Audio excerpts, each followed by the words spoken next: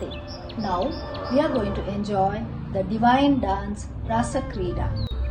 At the banks of the river Yamuna, in the heart of Vrindavan, on the night of Sharad Purnima, the moon was full and bright. The forest of Vrindavan was silent, waiting. This was no ordinary night.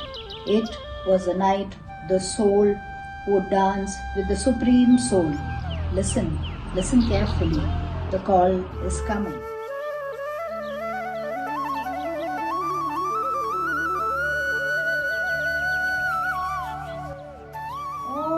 Oh, it's him, Govinda.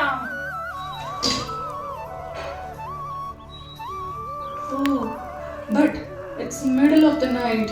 We have course. We have family sleeping. We cannot go now. Does the river ask for any permission to flow to the ocean? I cannot stay.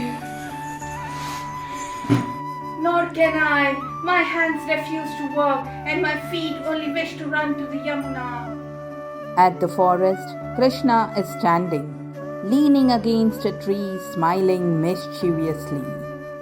The gopis arrive, breathless. They dance in a circle around Krishna as he plays his flute. Krishna moved about in between every two of the beautiful women and performed the very beautiful Rasa dance.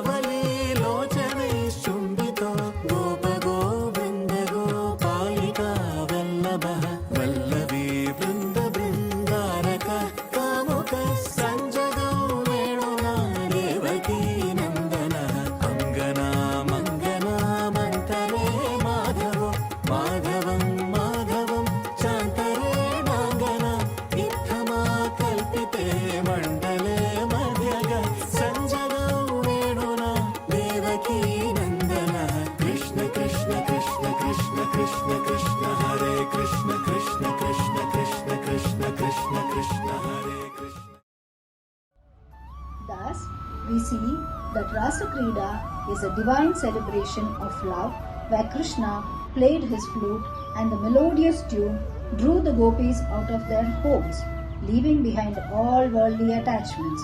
Each gopi in her heart believed that Krishna was dancing with her alone, which symbolizes the personal and intimate relationship each devotee can have with the divine.